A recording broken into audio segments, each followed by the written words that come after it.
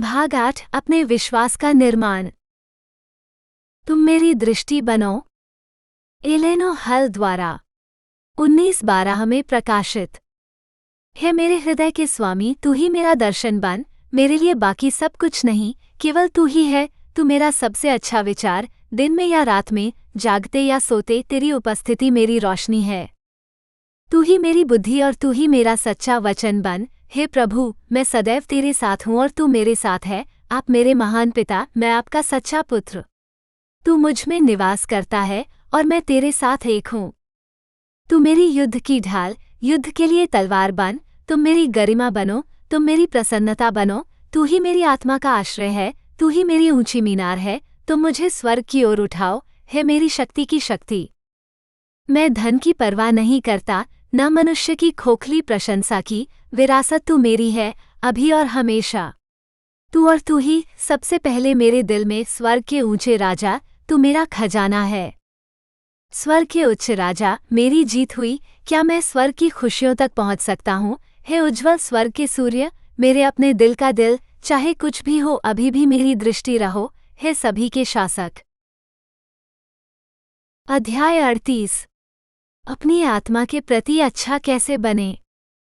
यीशु के साथ घनिष्ठ संबंध रखना महत्वपूर्ण है। आप आध्यात्मिक रूप से सीखना और बढ़ना जारी रखेंगे। आप पापपूर्ण विनाशकारी व्यवहार पर विजय पालेंगे। आप स्वयं को प्रलोभन से दूर रखेंगे। आप दूसरों के लिए एक उदाहरण और प्रकाश बनेंगे। आप दूसरों को प्रोत्साहित करने में सक्षम होंगे। आप अपने विश्वास की रक्षा करने में सक्षम होंगे। आपको आनंद और शांति मिलेगी और आप वैसे ही प्रेम करना शुरू कर देंगे जैसे यीशु प्रेम करते हैं। आइए कुछ तरीकों पर गौर करें जिनसे आप यीशु के करीब बढ़ सकते हैं और अपनी आत्मा को पोषण दे सकते हैं।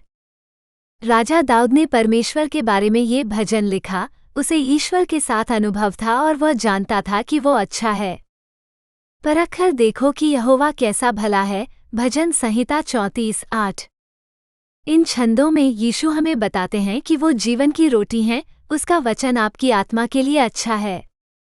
यीशु ने उनसे कहा, जीवन की रोटी मैं हूँ। जो कोई मेरे पास आएगा वो कभी भूखा नहीं रहेगा और जो कोई मुझ पर विश्वास करेगा वो कभी प्यासा नहीं होगा। जीवन की रोटी मैं हूँ। तुम्हारे पूर्वजों ने जंगल में मन्ना खाया और वे मर गए। यह वो रोटी है जो स्वर्ग से उतरती है ताकि मनुष्य उसमें से खाए और न मरे। मैं वो जीवन की रोटी हूँ जो स्वर्ग से उतरी है। यदि कोई इस रोटी में से खाए तो सर्वदा जीवित रहेगा। हाँ, जो रोटी मैं जगत के जीवन के लिए दूंगा वो मेरा मांस है। यूहन्ना 6:35-48-51। 38.1 बाइबल पढ़ें या सुनें। यीशु को अपने हृदय में स्वीकार करने के बाद परमेश्वर के वचन को पढ़ना सबसे महत्वपूर्ण कार्य है। यीशु के शिष्यों में से एक पतरस इस कविता में इसका उदाहरण देता है। नवजात शिशुओं की नाई निर्मल वचन के दूध की लालसा करो ताकि उसके द्वारा बढ़ते जाओ। प्रथम पतरस 2:2। बाइबल पढ़ना महत्वपूर्ण है क्योंकि इसी से आपको विश्वास मिलता है और आपका विश्वास बढ़ता है। विश्वास सुनने से और सुनना परमेश्वर के वचन से होता है। रोमियो 10:17।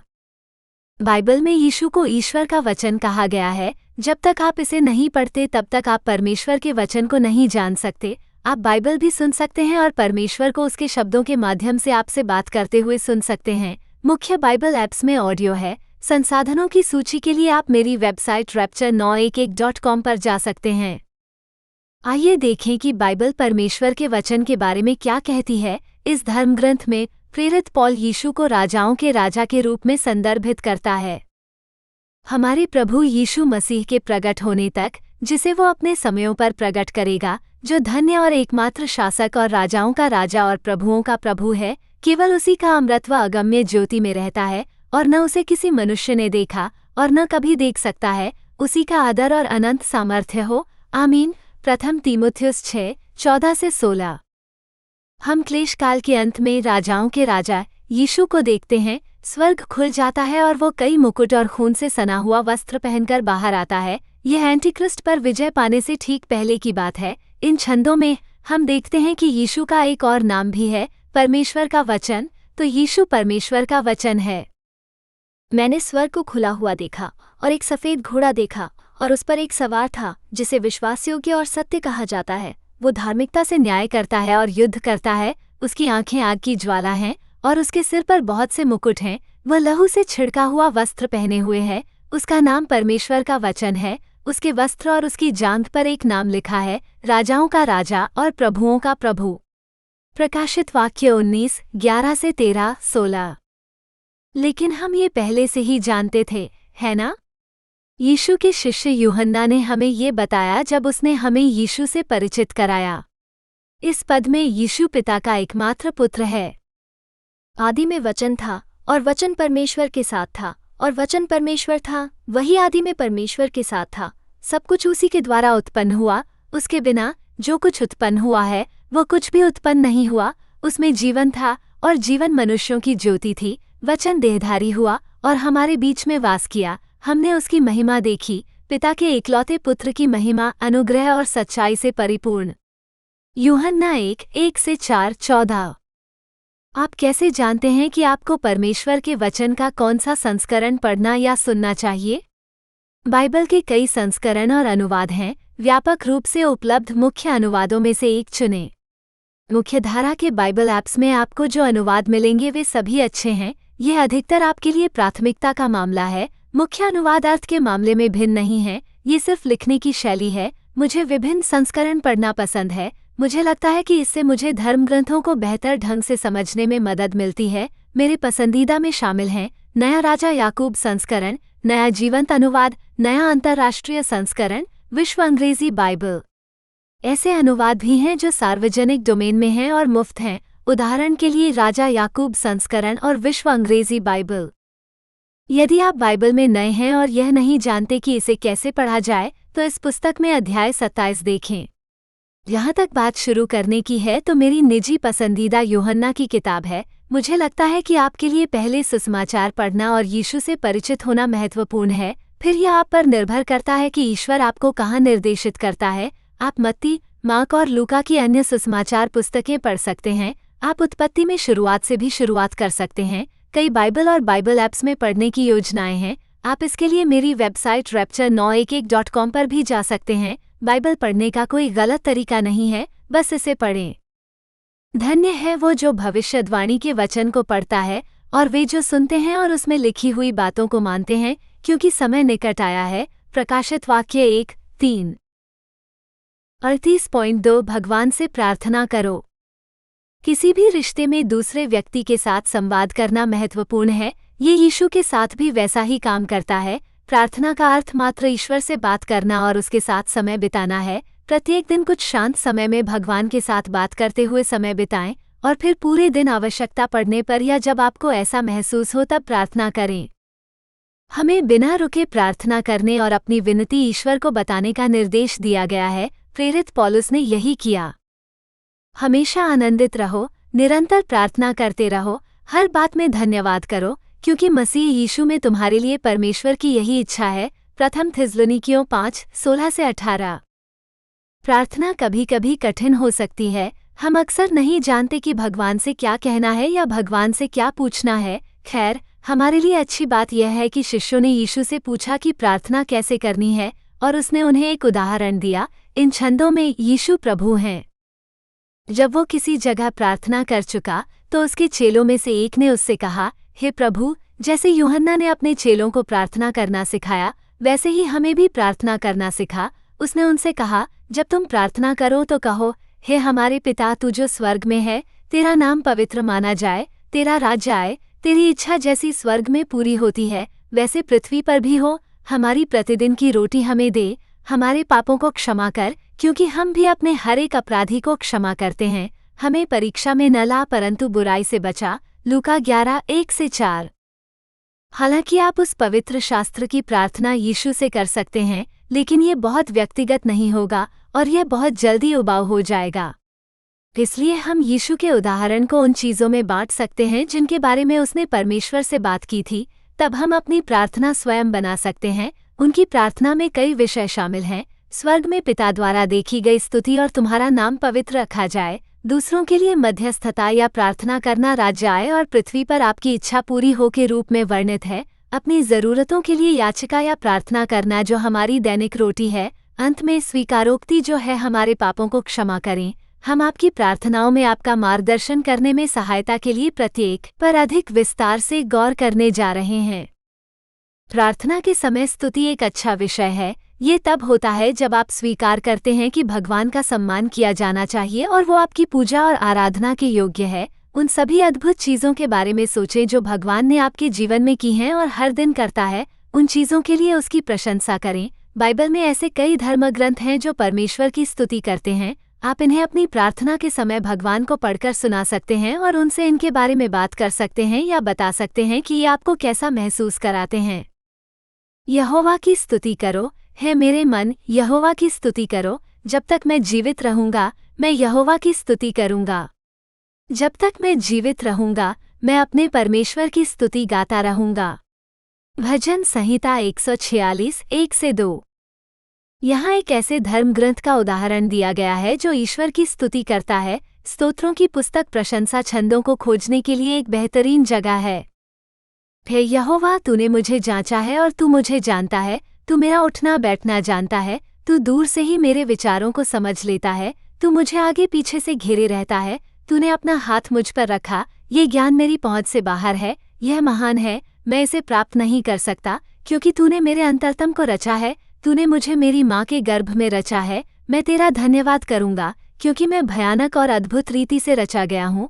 तेरे काम अद्भुत हैं। मेरा मन ये अच्छी तरह जानता है। तेरी आंखों ने मेरे शरीर को देखा। वे सब तेरी पुस्तक में लिखे हुए थे, अर्थात मेरे लिए जो दिन ठहराए गए थे, जब उनमें से कोई भी नहीं था। हे परमेश्वर, तेरे विचार मेरे लिए कितने अनमोल हैं, उनका योग कितना विशाल है। भजन संहिता 139 1-2 5-6 13-14 16-17।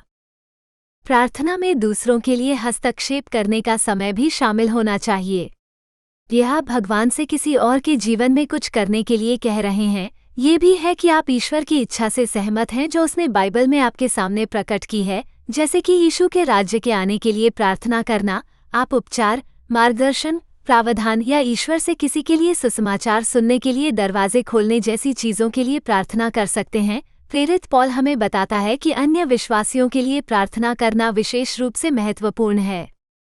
और हर समय और हर प्रकार से आत्मा में प्रार्थना और विनती करते रहो और इसी बात को मन में रखते हुए जागते रहो और प्रभु के सब लोगों के लिए लगातार प्रार्थना करते रहो। इफिसियों 6:18 नया अंतर्राष्ट्रीय संस्करण। यह एक धर्मग्रंथ है जिसका उपयोग आप उपचार के लिए प्रार्थना करने के लिए कर सकते हैं। यदि तुम में कोई रोगी हो तो कलीसिया के पुरनियों को बुलाए और वे प्रभु के नाम से उस पर तेल मलकर उसके लिए प्रार्थना करें, और विश्वास की प्रार्थना के द्वारा रोगी चंगा हो जाएगा और प्रभु उसे उठाकर खड़ा करेगा। यदि उसने पाप भी किए हों तो क्षमा हो जाएगी। याकूब 5:14-15। जब आप दूसरों के लिए प्रार्थना करते हैं तो यह न केवल शक्तिशाली और प्रभावी होती है, बल्कि यह आपकी आत्मा को भी उपचार प्रदान करती है। एक दूसरे के सामने अपने अपने अपराध मान लो और एक दूसरे के लिए प्रार्थना करो जिससे चंगे हो जाओ। धर्मी जन की लगातार प्रार्थना से बहुत प्रभाव होता है। याकूब 5:16। प्रार्थना ईश्वर से प्रार्थना करने का भी समय हो सकता है। ये तब होता है जब आप भगवान से आपके लिए कुछ करने के लिए कहते हैं। अब ध्यान रखें कि ईश्वर कोई जिन नहीं है। सिर्फ इसलिए कि आप कुछ मांगते हैं इसका मतलब यह नहीं है कि आपको वो मिल जाएगा। ईश्वर प्रार्थना का उत्तर हाँ, न या प्रतीक्षा में दे सकता है। हमारे लिए परमेश्वर का प्रावधान हमेशा हमारे लिए परमेश्वर की इच्छा के अनुरूप होता है। यीशु के साथ आपका रिश्ता जितना घनिष्ठ होगा, आप उतने ही अधिक एकजुट होंगे और उतनी ही अधिक आपकी प्रार्थनाएं ईश्वर की इच्छा को प्रतिबिंबित करेंगी। याद रखें कि यदि आपने यीशु में अपना विश्वास रखा है तो आप ईश्वर की संतान हैं। उसके मन में आपका सर्वोत्तम हित है और वो हमेशा आपकी सहायता करेगा। इन आयतों में यीशु अपने शिष्यों से बात कर रहे हैं। वो एक उदाहरण साझा करते हैं जो दर्शाता है कि हमें हमेशा प्रार्थना करनी चाहिए और भगवान से मांगना कभी नहीं छोड़ना चाहिए। उन्होंने उनसे एक दृष्टांत भी कहा कि उन्हें हमेशा प्रार्थना करनी चाहिए और हार नहीं माननी चाहिए। उन्होंने कहा, किसी नगर में एक न्यायी था जो न परमेश्वर से डरता था और न किसी मनुष्य की परवाह करता था। उसी नगर में एक विधवा भी रहती थी जो बार बार उसके पास आकर कहा करती थी, मुझे मेरे मुद्दई से बचा ले। उसने कुछ समय तक तो ऐसा न किया, परंतु बाद में उसने अपने मन में सोचा, यद्यपि मैं न परमेश्वर से डरता और न किसी मनुष्य की परवाह करता हूँ, तो भी यह विधवा मुझे सताती है, इसलिए मैं उसे बचाऊंगा। कहीं ऐसा न हो कि वो बार बार आकर मुझे परेशान कर दे। प्रभु ने कहा, सुनो, यह अन्यायी न्याय क्या कहता है? क्या परमेश्वर अपने चुने हुओं का पलटा न लेगा, जो रात दिन उसकी दुहाई देते रहते हैं, तो भी वो उनके विषय में धीरज धरता है? मैं तुमसे कहता हूँ कि वो शीघ्र उनका पलटा लेगा। लूका 18:1-8। कभी कभी हमारे पास वो नहीं होता जो हमें चाहिए या जो हम चाहते हैं, क्योंकि हमने उसे मांगने के बारे में सोचा ही नहीं। अन्य बार ऐसा इसलिए होता है क्योंकि हम बुरे इरादों के साथ भगवान के पास आए हैं, जैसे कि भगवान की बजाय अपनी महिमा की इच्छा करना। तुम लालसा तो करते हो परंतु तुम्हें नहीं मिलता। तुम हत्या और लालच तो करते हो परंतु तुम्हें कुछ नहीं मिलता। तुम लड़ते और लड़ते हो, तुम्हारे पास नहीं है क्योंकि तुम मांगते नहीं। तुम मांगते हो परंतु तुम्हें नहीं मिलता क्योंकि तुम बुरी इच्छा से मांगते हो, ताकि अपने भोग विलास में उड़ा दो। याकूब 4:2-3। ईश्वर के साथ घनिष्ठ संबंध रखने से आपको सही चीजें मांगने में मदद मिलेगी। इस धर्म ग्रंथ में मुझ में रहो का अर्थ यीशु में निवास करना है। यदि तुम मुझ में बने रहो और मेरी बातें तुम में बनी रहें तो जो चाहोगे मांगो और वो तुम्हारे लिए हो जाएगा। यूहन्ना 15:7। हालांकि भगवान आपकी प्रार्थनाओं का उत्तर देना चुनते हैं और आपके साथ चाहे जो भी हो, जान लें कि भगवान के पास आपके लिए सबसे अच्छे विचार हैं। वो तुम्हें भविष्य और आशा देगा। यहोवा कहता है, क्योंकि मैं जानता हूँ कि मैं तुम्हारे विषय क्या कल्पनाएं करता हूँ, वे हानि की नहीं वरन कुशल की हैं, और तुम्हें आशा और अंत का फल देने की हैं। तुम मुझे पुकारोगे और मेरे पास आकर मुझसे प्रार्थना करोगे और मैं तुम्हारी सुनूंगा। तुम मुझे ढूंढोगे और पाओगे भी, क्योंकि तुम अपने संपूर्ण मन से मेरे पास आओगे। यिर्मयाह 29:11-13। याद रखें कि यीशु सब कुछ जानता है, इसलिए वो आपके पूछने से पहले ही जानता है कि आपको क्या चाहिए। इन छंदों में यीशु ही बोल रहे हैं। प्रार्थना करते समय अन्य जातियों की नाई बक बक ना करो, क्योंकि वे समझते हैं कि उनके बहुत बोलने से उनकी सुनी जाएगी। इसलिए तुम उनके समान न बनो, क्योंकि तुम्हारा पिता तुम्हारे मांगने से पहले ही जानता है कि तुम्हारी क्या क्या आवश्यकताएं हैं। मत्ती 6:7-8। यहाँ एक हार्दिक प्रार्थना का उदाहरण दिया गया है जिसमें एक महिला ने भगवान से अपना अनुरोध किया। हम ये भी देखते हैं कि भगवान यहोवा ने जो कुछ उसने मांगा उसे दिया, क्योंकि यह उसकी इच्छा के अनुरूप था। वो मन ही मन बहुत दुखी हुई और फूट फूट कर रोते हुए यहोवा से प्रार्थना की। उसने मन्नत मानी और कहा, सेनाओं के यहोवा, यदि तू सचमुच अपनी दासी के दुख को देखेगा और मुझे स्मरण रखेगा और अपनी दासी को न भूलेगा और अपनी दासी को एक लड़का देगा, तो मैं उसे उसके जीवन भर यहोवा को अर्पण करूंगी और उसके सिर पर उस्तरा फिरने न पाएगी। उसने कहा, हे मेरे प्रभु, आपके प्राण की शपथ, मेरे प्रभु, मैं वही स्त्री हूँ जो यहाँ आपके पास खड़ी होकर यहोवा से प्रार्थना कर रही थी। मैंने इस बच्चे के लिए प्रार्थना की और यहोवा ने मुझे मेरा निवेदन दिया है जो मैंने उससे मांगा था, इसलिए मैंने उसे भी यहोवा को दे दिया है। जब तक वो जीवित रहेगा वो यहोवा को अर्पण रहेगा। प्रथम शमूएल 1:10-11, 26-28। प्रार्थना ये स्वीकार करने का भी समय होना चाहिए कि आपके दिल में क्या है, आप पर क्या बोझ है, और पाप जो आप पर बोझ डाल रहे हैं। भगवान को बताएं कि आपको क्या परेशानी है, आप किस बारे में चिंतित हैं, किससे डरते हैं और आपने कौन सी पापूर्ण बात कही या की है। याद रखें कि आपने जो कुछ भी किया है भगवान पहले से ही जानता है और वो आपसे बिना शर्त प्यार करता है। आपने जो कुछ भी किया है वो यीशु की बचाने वाली कृपा से परे नहीं है, जिनके प्यार और दया की कोई सीमा नहीं है। वे अनंत हैं, जैसे वो है। भगवान तुम्हें माफ कर देंगे। वास्तव में यदि आपने यीशु में अपना विश्वास रखा है तो उसने आपको पहले ही माफ कर दिया है। इस श्लोक में ईश्वर वो है। यदि हम अपने पापों को मान लें तो वो हमारे पापों को क्षमा करने और हमें सब अधर्म से शुद्ध करने में विश्वासयोग्य और धर्मी है। प्रथम यूहन्ना 1:9।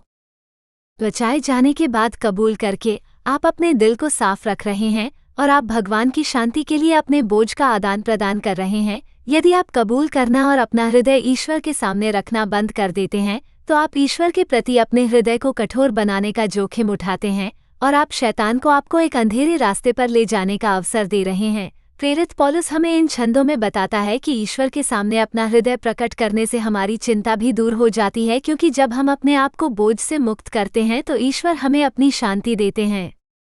किसी भी बात की चिंता मत करो, परंतु हर एक बात में तुम्हारे निवेदन, प्रार्थना और विनती के द्वारा धन्यवाद के साथ परमेश्वर के सम्मुख उपस्थित किए जाएं। तब परमेश्वर की शांति, जो समझ से बिल्कुल परे है, तुम्हारे हृदय और विचारों को मसीह यीशु में सुरक्षित रखेगी। फिलिपियों 4:6-7। अब एक और मुख्य विषय है जिसे आपको प्रार्थना में शामिल करना चाहिए। ये धन्यवाद और कृतज्ञता का समय होना चाहिए। ये प्रशंसा से थोड़ा अलग है। भगवान को बताएं कि आप अपने जीवन में आशीर्वाद के लिए कितने आभारी हैं कि यीशु आपके लिए मर गया और वो आपका भरण पोषण करता है। जो भी आपके दिल में है उसे साझा करें और हर समय सब बातों के लिए हमारे प्रभु यीशु मसीह के नाम से परमेश्वर पिता का धन्यवाद करते रहो। इफिसियों 5:20। कभी कभी आपको लग सकता है कि आपकी प्रार्थनाएं वास्तव में अस्पष्ट हैं। अन्य समय में आप वास्तव में क्रोधित हो सकते हैं और बस भगवान से शिकायत कर सकते हैं, और कई बार आप पूरी तरह से स्वार्थी उद्देश्यों के साथ भगवान के पास आ सकते हैं। ऐसे समय में मुझे लगता है कि बाइबल में एक अध्याय या श्लोक पढ़ने और फिर उस विशिष्ट श्लोक के बारे में भगवान से बात करने से मदद मिलती है। आप अतिरिक्त आत्मचिंतन के लिए किसी विशेष धर्म ग्रंथ में अपना नाम डालने का प्रयास भी कर सकते हैं, जिसके बारे में आप ईश्वर से बात कर सकते हैं। मान लीजिए कि आप किसी मामले में भगवान से मार्गदर्शन मांग रहे हैं और आपको ऐसा नहीं लगता कि आप वास्तव में उनके साथ अच्छी तरह से संवाद कर रहे हैं। यहाँ ज्ञान के बारे में एक शास्त्र है जिसे आप अपनी प्रार्थना में उपयोग कर सकते हैं। तुम में ज्ञानवान और समझदार कौन है? अपने अच्छे चाल चलन से प्रकट करे कि उसके काम ज्ञान की नम्रता सहित हों, पर यदि तुम्हारे मन में कड़वी ईर्ष्या और विरोध हो तो सत्य के विरोध में घमंड न करना और न झूठ बोलना। ये ज्ञान वो नहीं जो ऊपर से उतरता है, वरन सांसारिक और शारीरिक और शैतानी है, क्योंकि जहाँ ईर्ष्या और विरोध होता है वहाँ उपद्रव और हर प्रकार का बुरा काम होता है। पर जो ज्ञान ऊपर से आता है वो पहले तो पवित्र होता है, फिर शांत, कोमल, दया और अच्छे फलों से लदा हुआ, पक्षपात और कपट रहित होता है। याकूब 3:13-17। तो आप कुछ इस तरह से प्रार्थना कर सकते हैं: भगवान, कृपया मुझे अपना अच्छा आचरण दिखाने में मदद करें कि मेरे कार्य ज्ञान की नम्रता से किए गए हैं, परंतु यदि मेरे हृदय में कटु ईर्ष्या और स्वार्थी महत्वाकांक्षा है तो कृपया उसे दूर कर दो। मुझे सत्य के विरुद्ध घमंड या झूठ बोलने मत दो। मैं मानता हूँ कि इस तरह का ज्ञान स्वर्ग का नहीं है, ये राक्षसी है। मुझे उस प्रकार के ज्ञान से दूर जाने में सहायता करें। इसके बजाय मैं आपसे वो ज्ञान चाहता हूँ, वो बुद्धि जो शुद्ध, शांतिपूर्ण, सौम्य, उचित, दया और अच्छी चीज़ों से भरी हो, बिना पक्षपात और बिना पाखंड के हो। मैं आपको अपनी प्रार्थनाओं में विशिष्ट और साहसी होने के लिए प्रोत्साहित करता हूँ। ईश्वर वस्तुतः कुछ भी कर सकता है, उसके लिए कुछ भी असंभव नहीं है। इन छंदों में ईश्वर वो है अब जो ऐसा सामर्थ्य है कि हमारी विनती और समझ से कहीं अधिक काम कर सकता है, उस सामर्थ्य के अनुसार जो हम में कार्य करता है, उसकी महिमा कलीसिया में और मसीह यीशु में पीढ़ी से पीढ़ी तक युगानुयुग होती रहे। आमीन। इफिसियों 3:20-21। 38.3 बाइबल का अध्ययन करें। बाइबल पढ़ना परमेश्वर के साथ आपके चलने का एक प्रमुख आधार है। हालांकि यदि आप केवल बाइबल पढ़ते या सुनते हैं तो आपका विश्वास और ईश्वर के साथ चलना सीमित होगा। आपको बाइबल का अध्ययन करने, वास्तव में इसका अर्थ समझने और जो आपने सीखा है उसे अपने जीवन और परिस्थिति में लागू करने की आवश्यकता है। इससे आपको ईश्वर के करीब बढ़ने में मदद मिलेगी।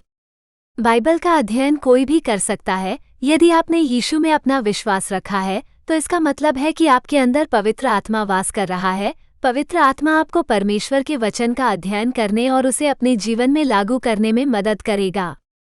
ईश्वर से प्रार्थना करें और प्रार्थना करें कि वो इस यात्रा में आपकी सहायता करें। इन छंदों में हम सीखते हैं कि भगवान की पवित्र आत्मा एक शिक्षक है, पिता भगवान है और मेरा यीशु है।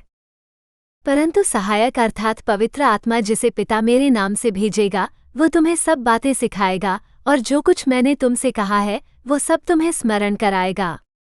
यूहन्ना 14:26।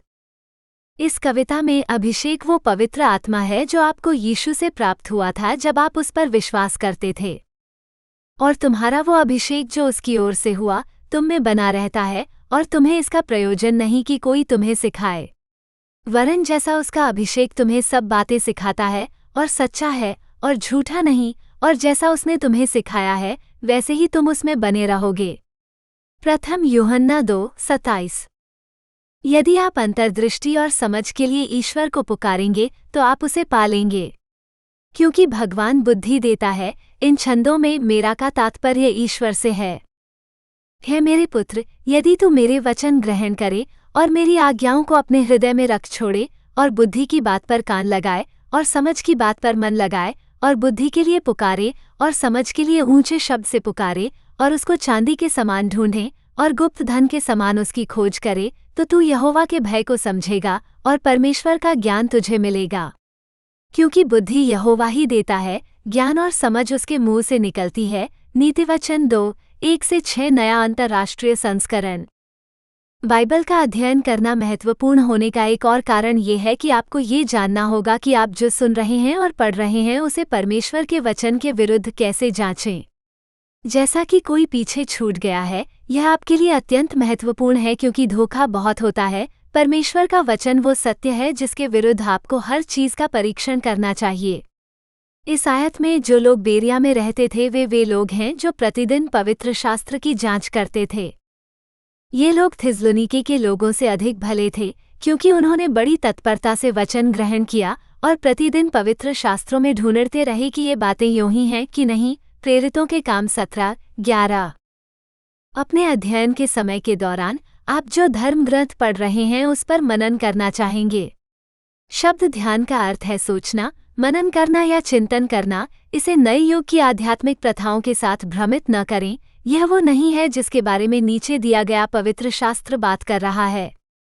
वो यहोवा की व्यवस्था से प्रसन्न रहता है, उसकी व्यवस्था पर वो दिन रात ध्यान करता है। वो उस वृक्ष के समान होगा जो बहती नालियों के किनारे लगाया गया है, जो अपने ऋतु में फल देता है और जिसके पत्ते कभी मुरझाते नहीं। जो कुछ वो करेगा वो सफल होगा। भजन संहिता 1:2-3। आपको छंद याद करने का भी प्रयास करना चाहिए ताकि आप परमेश्वर के वचन को अपने हृदय में संग्रहित कर सकें। इससे आपको प्रतिदिन मदद मिलेगी क्योंकि परिस्थितियां आने पर आप ईश्वर के वचन को याद कर सकेंगे और इससे आपको शक्ति और शांति मिलेगी। नीचे दिए गए श्लोकों में परमेश्वर के वचन, अपने वचन को एक खजाने की तरह अपने हृदय में संग्रहित करें। मैंने तेरे वचन को अपने हृदय में रख छोड़ा है कि तेरे विरुद्ध पाप न करूं। भजन संहिता 119:11। तेरा वचन मेरे पांव के लिए दीपक और मेरे मार्ग के लिए उजियाला है। भजन संहिता 119:105। तेरे वचन मेरे पास पहुँचे और मैंने उन्हें खा लिया। तेरे वचन मेरे मन में हर्ष और आनंद का कारण हुए, क्योंकि हे सेनाओं के परमेश्वर यहोवा, मैं तेरा कहलाता हूँ। यिर्मयाह 15:16। बाइबल का अध्ययन करने में आपकी सहायता के लिए कई संसाधन उपलब्ध हैं। अधिकांश मुद्रित बाइबलें एक अनुरूपता के साथ आती हैं। यह वो सूचकांक है जो बाइबल में विषयों को सूचीबद्ध करता है। किसी विशेष विषय का अध्ययन करने में मदद के लिए उस सूचकांक का उपयोग करें। मान लीजिए कि आप देने को बेहतर ढंग से समझना चाहते हैं। देने और दशमांश देने जैसे शब्दों को खोजें और पवित्र शास्त्र में दिए गए संकेत को पढ़ें। यदि आप बाइबल ऐप का उपयोग कर रहे हैं तो इसके बजाय बस उन कीवर्ड को खोजें। मुझे बाइबल का अध्ययन करने के लिए भक्ति का उपयोग करने में भी आनंद आता है। ये आपको दिन भर के लिए पढ़ने के लिए एक धर्मग्रंथ देते हैं और इसे लागू करने के लिए कुछ टिप्पणियां और व्यावहारिक तरीके प्रदान करते हैं। एक और अच्छा संसाधन बाइबल टिप्पणी है। अधिकांश लोकप्रिय बाइबल ऐप्स में कई टिप्पणियां शामिल हैं। यदि आप किसी विशेष ग्रंथ पर क्लिक करते हैं तो आपको इसके बारे में टिप्पणियां प्राप्त करने में सक्षम होना चाहिए। ये लोकप्रिय पादरियों और बाइबल विद्वानों द्वारा पवित्र शास्त्र की व्याख्याएं हैं। मुझे ये किसी कविता के संदर्भ को समझने में सचमुच मददगार लगते हैं। बाइबल का पुस्तक दर पुस्तक, अध्याय दर अध्याय, श्लोक दर छंद, विषयगत या भक्तिपूर्ण अध्ययन करने के लिए एक टिप्पणी बहुत अच्छी है। आप प्रतिष्ठित बाइबल शिक्षकों के उपदेश और शिक्षाएं भी देख या सुन सकते हैं और निःसंदेह वहाँ कई बाइबल अध्ययन पुस्तकें उपलब्ध हैं। ध्यान रखें कि पुस्तक को विशेष रूप से ये कहने की ज़रूरत नहीं है कि यह एक बाइबल अध्ययन है ताकि आप इसे एक के रूप में उपयोग कर सकें। मैंने बाइबल में सभी प्रकार के विषयों और लोगों के बारे में किताबें पढ़ी हैं और बहुत कुछ सीखा है। आपको ये सभी विभिन्न प्रकार के बाइबल अध्ययन एक ही बार में करने की आवश्यकता नहीं है। अपने विकास में मदद के लिए समय समय पर चीज़ों को बदलते रहें। मेरे द्वारा बताए गए बाइबल अध्ययन संसाधनों के लिए मेरी वेबसाइट rapture911.com देखें। मैं आपको दूसरों के साथ बाइबल का अध्ययन करने के लिए भी प्रोत्साहित करता हूँ। किसी मित्र को अपने साथ अध्ययन करने के लिए कहने पर विचार करें। आरंभ करने के लिए यहाँ कुछ उपयोगी अध्ययन युक्तियाँ दी गई हैं। आप एक धर्मग्रंथ पढ़ सकते हैं और फिर उन सभी तथ्यों को लिख सकते हैं जिन्हें आपने अभी पढ़ा है। प्रत्येक तथ्य के साथ वो सबक लिखें जो आप इससे सीख सकते हैं और आप इसे अपने जीवन में कैसे लागू करेंगे। यहाँ एक और दृष्टिकोण है। एक धर्मग्रंथ को पढ़ने के बाद अपने आप को कौन, क्या, कब, कहाँ, क्यों और कैसे का उपयोग करते हुए कुछ बुनियादी प्रश्नों के माध्यम से ले जाएं। ये सरल अभ्यास आपको जो भी पढ़ते हैं उसे बेहतर ढंग से समझने में आपकी सहायता करेंगे। आइए एक साथ एक उदाहरण देखें। यहाँ एक दृष्टांत है, सीखने के सिद्धांत वाली एक कहानी जिसे यीशु ने सिखाया था। इन छंदों में यीशु ही बोल रहे हैं। उसने उनसे दृष्टांतों में बहुत सी बातें कहीं और कहा, देखो, एक किसान बीज बोने निकला। रोते समय कुछ बीज मार्ग के किनारे गिरे और पक्षियों ने आकर उन्हें चुग लिया। कुछ पथरीली भूमि पर गिरे जहां उन्हें बहुत मिट्टी नहीं मिली और गहरी मिट्टी न मिलने के कारण वे तुरंत उगाए। जब सूर्य उदय हुआ तो वे जल गए और जड़ न मिलने के कारण वे सूख गए। कुछ झाड़ियों में गिरे, झाड़ियों ने बढ़कर उन्हें दबा लिया। कुछ अच्छी भूमि पर गिरे और फल लाए, कोई 100 गुना, कोई 60 गुना और कोई 30 गुना। तो किसान का दृष्टांत सुनो। जो कोई राज्य का वचन सुनकर नहीं समझता, उसके मन में जो बोया गया था उसे दुष्ट आकर छीन ले जाता है। यह वही है जो मार्ग के किनारे बोया गया था। जो चट्टानी भूमि पर बोया गया, यह वो है जो वचन सुनकर तुरंत आनंद से ग्रहण कर लेता है, तो भी उसके भीतर जड़ न रही। परंतु जो उसके मन में जड़ न रही, वो उसके मन में जो कुछ बोया गया वो थोड़े दिन तक बना रहता है। जब वचन के कारण उस पर अत्याचार या उपद्रव होता है तो वो तुरंत ठोकर खाता है। जो झाड़ियों में बोया गया, यह वो है जो वचन सुनता है, पर इस संसार की चिंता और धन का धोखा वचन को दबाता है और वो फल नहीं लाता। जो अच्छी भूमि में बोया गया, यह वो है जो वचन सुनकर समझता है और फल लाता है, कोई 100 गुना, कोई 60 गुना और कोई 30 गुना। मत्ती 13:3-8, 18-23। संख्या 1। तथ्य। इस दृष्टांत में किसान के बीज भगवान के शब्द की तरह हैं और मिट्टी दर्शाती है कि कोई उस शब्द पर कैसे प्रतिक्रिया देता है। पाठ। विचार करें कि आप व्यक्तिगत रूप से किस प्रकार की मिट्टी में परमेश्वर का वचन सिल रहे हैं। आप परमेश्वर के वचन पर कैसे प्रतिक्रिया देते हैं? क्या तुम्हारी मिट्टी सड़क के किनारे, पथरीली भूमि, कांटे उगने वाली भूमि या अच्छी भूमि जैसी है? आवेदन। मेरी मिट्टी कांटे उगने वाली मिट्टी के समान है। मैं कभी कभी इस संसार की चिंताओं को परमेश्वर के वचन पर हावी होने देता हूँ क्योंकि मैं अपनी बाइबल पढ़ने के लिए समय नहीं निकाल पाता हूँ। इस सप्ताह मैं ईश्वर को प्राथमिकता देने का प्रयास करूँगा। संख्या 2। तथ्य। सड़क के किनारे गिरा हुआ बीज उस व्यक्ति के समान है जो परमेश्वर का वचन सुनता है और उसे नहीं समझता है। पाठ। जब आप बाइबल पढ़ते हैं तो क्या आप इसे समझते हैं? यदि नहीं, तो पहले ये सुनिश्चित कर लें कि ईश्वर के साथ आपका रिश्ता सही है। यदि आपने यीशु को अपने व्यक्तिगत उद्धारकर्ता के रूप में स्वीकार किया है तो इसका मतलब है कि पवित्र आत्मा आपके अंदर रह रहा है और आपको भगवान के वचन को सीखने और समझने में मदद करेगा। फिर बाइबल पढ़ना शुरू करने से पहले प्रार्थना करें और भगवान से इसे समझने में मदद करने के लिए कहें। यदि आप अभी तक वो कदम उठाने के लिए तैयार नहीं हैं, तो बाइबल पढ़ना आपके लिए कठिन हो जाएगा क्योंकि उस पर्दे की मैंने अध्याय 27 में चर्चा की है। जब आप बाइबल पढ़ने से पहले प्रार्थना करते हैं तो भगवान से नर्म दिल पाने में मदद करने के लिए कहें, सीखने को तैयार। भगवान वफादार रहेंगे। वो चाहता है कि हर कोई उसे जाने। दूसरी चीज़ जो आप कर सकते हैं वो ये सुनिश्चित करना है कि आप जो पढ़ रहे हैं उसे सीखने में मदद करने के लिए आपके पास संसाधन है। शायद एक टिप्पणी से शुरुआत करें। बाइबल में एक अध्याय पढ़ें और फिर आपने जो पढ़ा है उसे समझने में मदद के लिए टिप्पणी पढ़ें। आवेदन। इस सप्ताह भगवान के वचन को पढ़ते समय मैं एक टिप्पणी भी पढ़ने जा रहा हूं और देखूंगा कि क्या इससे मुझे जो पढ़ा है उसे बेहतर ढंग से समझने में मदद मिलती है। संख्या 3। तथ्य। पथरीली भूमि पर गिरा हुआ बीज उस व्यक्ति के समान है जो परमेश्वर का वचन सुनता है और खुशी से उसे तुरंत खा लेता है, लेकिन कठिन समय आने पर संघर्ष करता है। पाठ। शायद आपने यीशु को स्वीकार कर लिया और उसके तुरंत बाद एक सप्ताह में पूरी बाइबल पढ़ ली। फिर आपने अपने सभी दोस्तों को बताया कि आपका दोबारा जन्म हुआ है और आप बहुत खुश हैं, लेकिन फिर आपके एक मित्र ने आपका मजाक उड़ाया और अब वो आपका मित्र नहीं बनना चाहता।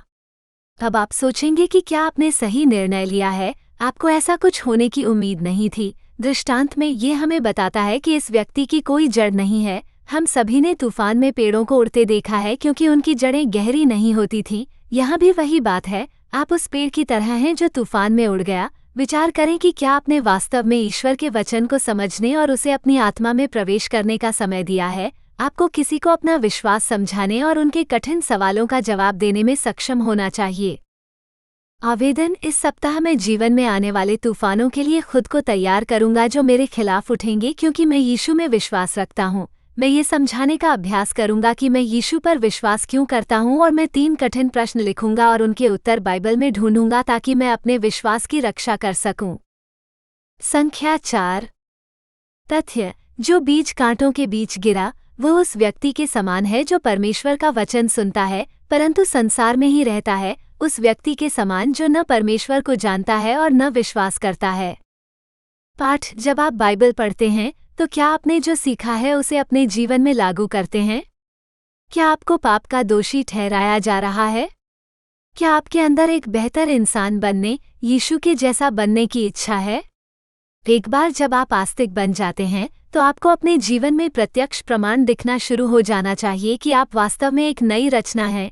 आखिरकार आपका फिर से जन्म हुआ है।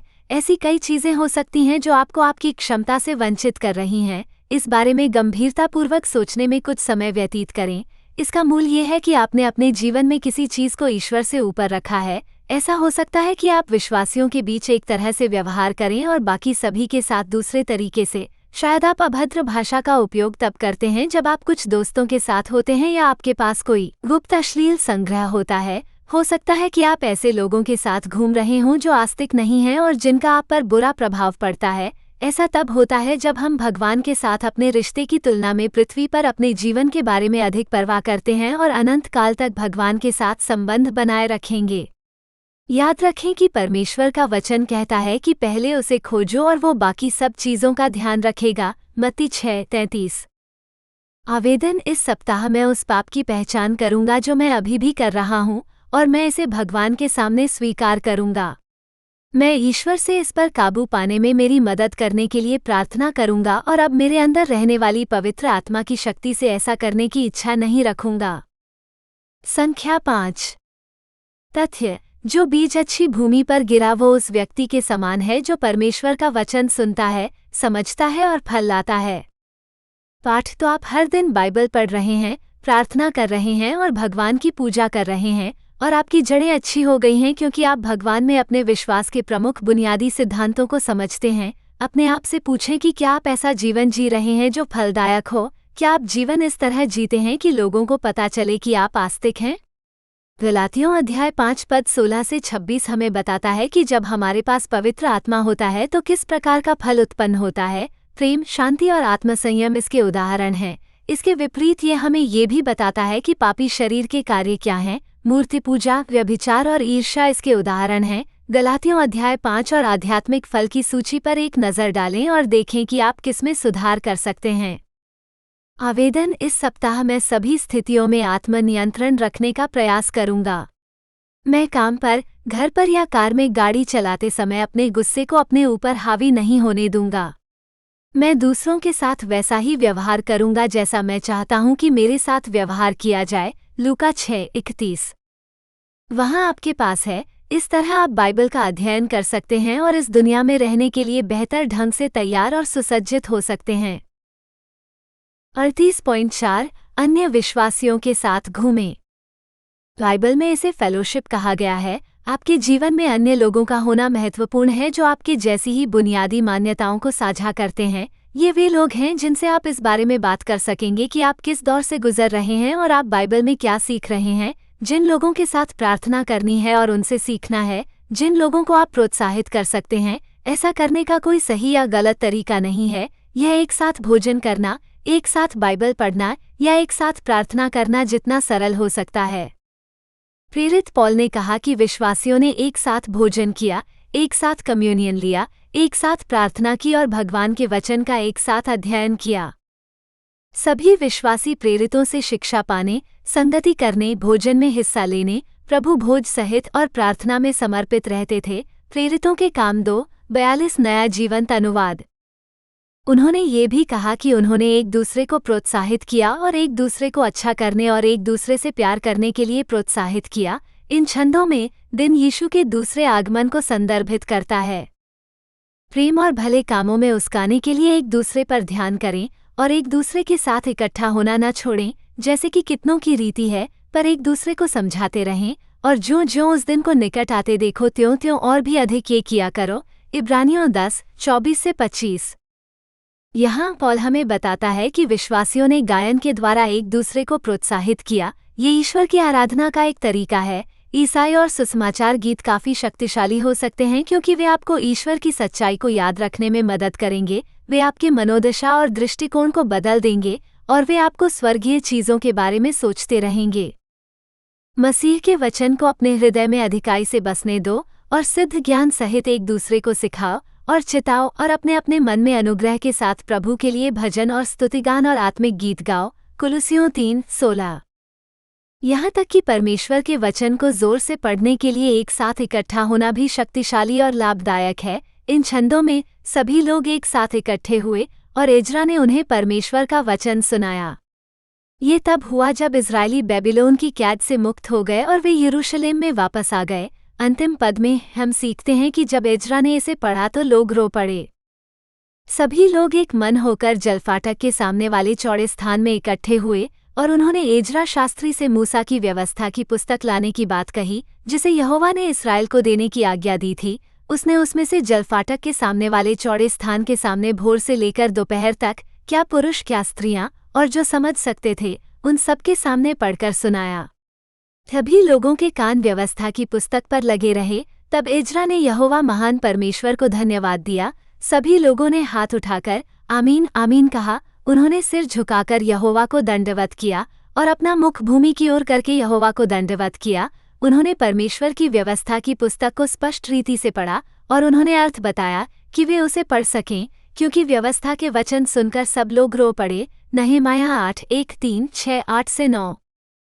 आप ये भी पा सकते हैं कि जैसे जैसे आप यीशु के साथ अपने विश्वास और रिश्ते में बढ़ने लगते हैं, आपके मित्र और परिवार जो अभी भी अविश्वासी हैं, उन्हें आपके और आपके जीवन में होने वाले परिवर्तनों से कठिनाई होगी। विश्वासियों का एक समूह जो मित्र हैं, इससे आपको मदद मिलेगी। अन्य विश्वासियों के साथ संगति करना आपके लिए आसान काम नहीं होगा क्योंकि कोई पीछे छूट गया है। मैं जानता हूं कि चर्च खाली होंगे, इसलिए आप नहीं जान पाएंगे कि आपके नए विश्वास को साझा करने वाले लोगों को कहाँ खोजा जाए। आपको बहादुर बनना होगा। अपने दोस्तों, पड़ोसियों और सहकर्मियों से शुरुआत करें। उनसे अपने विश्वास के बारे में बात करें। आपने यीशु के बारे में जो सीखा है उसे साझा करें। आप जो कहना चाहते हैं उसके लिए भगवान से उनके हृदय खोलने के लिए कहें, या ऑनलाइन जाएं और समान विचारधारा वाले विश्वासियों के साथ एक सोशल नेटवर्क प्लेटफॉर्म ढूंढें। ईश्वर से प्रार्थना करें कि वो आपको एक ऐसा मित्र दे जिससे आप उसके वचनों के बारे में बातचीत कर सकें। 38.5 आप जो उपभोग करते हैं उसके प्रति सचेत रहें। हम सभी यह कहावत जानते हैं, आप वही हैं जो आप खाते हैं। खैर, वही सिद्धांत आपकी आत्मा पर भी लागू किया जा सकता है। आपकी आत्मा इस बात का प्रतिबिंब है कि आप उसे क्या खिलाते हैं। इस बात का ध्यान रखें कि आप क्या खा रहे हैं, जैसे आप क्या सुनते हैं, क्या पढ़ते हैं और क्या देखते हैं। इन सब का आप पर, आपके विश्वासों और आपके दृष्टिकोण पर प्रभाव पड़ता है। अपने दिमाग को उन चीज़ों से भरें जो आपके लिए लाभदायक हैं। कुछ आत्मचिंतन करें और अपने जीवन में ऐसी किसी भी चीज़ की पहचान करें जो कुछ सकारात्मकता और संपूर्णता का उपयोग कर सके। जैसे जैसे आप बाइबल पढ़ते हैं, भगवान आपके सामने इन क्षेत्रों को भी प्रकट करेंगे। ईसाई सुसमाचार, शास्त्रीय या वाद्य संगीत सुनने का प्रयास करें। पाप से भरे अनुचित शो और फिल्में देखना बंद करें। इरोटिका पढ़ना बंद करें और सोशल मीडिया पर अपना समय सीमित करें यदि यह विनाशकारी विचार पैदा कर रहा है। इन छंदों में यीशु ही बोल रहे हैं। वो कहता है कि तुम्हारी आंख तुम्हारे सारे शरीर के लिए ज्योति है। इस बात का ध्यान रखें कि आप खुद को क्या देखने देते हैं। शरीर का दिया आंख है, इसलिए यदि तेरी आंख भली है तो तेरा सारा शरीर भी उजियाला है, परंतु यदि वो बुरी है तो तेरा शरीर भी अंधकार से भरा है। इसलिए देख कि जो उजियाला तुझ में है वो अंधकार तो नहीं है। लूका 11:34-35। याद रखें कि कुछ चीज़ें आपके लिए अच्छी नहीं हैं। हाँ, एक आस्तिक के रूप में यीशु ने आपके सभी पापों को क्षमा कर दिया। इसमें आपके अतीत, वर्तमान और भविष्य के पाप शामिल हैं, लेकिन इसका मतलब यह नहीं है कि आपको बस पाप करते रहना चाहिए। इससे आपको या दूसरों को कोई लाभ नहीं होता। इस आयत में प्रेरित पौलुस आपको याद दिलाता है कि आप आसानी से पाप के गुलाम बन सकते हैं। तुम कहते हो, मुझे सब कुछ करने की अनुमति है, लेकिन सब कुछ तुम्हारे लिए अच्छा नहीं है, और भले ही मुझे सब कुछ करने की अनुमति है, मुझे किसी भी चीज़ का गुलाम नहीं बनना चाहिए। प्रथम कुरिन्थियों 6:12 नया जीवंत अनुवाद। और स्पष्ट रूप से पापपूर्ण जीवन जीना यीशु के प्रति अनादर है। वो आपके पापों के लिए मर गया। ईश्वर से प्रार्थना करें कि वो आपके भीतर शुद्ध चीज़ों की इच्छा पैदा करे, अपने हृदय को स्वच्छ हृदय से बदलने के लिए। मुझे जूफा से पवित्र कर तो मैं शुद्ध हो जाऊंगा। मुझे धो तो मैं बर्फ से भी अधिक श्वेत हो जाऊंगा। अपना मुख मेरे पापों से छिपा ले और मेरे सब अधर्म के कामों को मिटा दे। हे परमेश्वर, मेरे भीतर शुद्ध मन उत्पन्न कर, मेरे भीतर नेक आत्मा को नया कर। भजन संहिता 51:7-9-10। शायद आप ये देखने के लिए संघर्ष कर रहे हैं कि आप क्या उपभोग करते हैं या आप कहाँ सुधार कर सकते हैं। इसके संबंध में आपका पाप क्या है, परमेश्वर का वचन पढ़ें। यह आपके विचारों और उद्देश्यों को प्रकट करेगा। आप देखने और सुनने जैसी अपनी कुछ इंद्रियों के बारे में छंद पढ़कर शुरुआत कर सकते हैं, जैसे शब्दों को खोजने के लिए कॉन्कॉर्डेंस या बाइबल ऐप का उपयोग करें। आँख देखना, अंधा, कान बहरा और सुनो। पवित्र आत्मा को आपका मार्गदर्शन करने दीजिए, क्योंकि परमेश्वर का वचन जीवित और प्रबल और हर एक दोधारी तलवार से भी बहुत चोखा है, और प्राण और आत्मा को और गांठ गांठ और गूदे गूदे को अलग करके वार पार छेदता है, और मन की भावनाओं और विचारों को जांचता है। इब्रानियों 4:12। यदि आप आस्तिक हैं तो याद रखें कि यीशु अब आपके अंदर रहता है। आप जहां भी जाते हैं वो वहां जाता है, और वो सब कुछ करता है जो आप करते हैं। अपने आप से वैसा ही व्यवहार करें जैसा वो पवित्र मंदिर है। अपने जीवन जीने के तरीके से यीशु की पवित्र आत्मा को दुखी न करें। याद रखें कि वो आपके पापों के लिए क्रूस पर चढ़कर उस भयानक मौत से मरा था। उसे दिखाएं कि आप इसके लिए कितने आभारी हैं, और आप अपना जीवन इस तरह से जीकर उससे कितना प्यार करते हैं जो उसे प्रतिबिंबित करता है।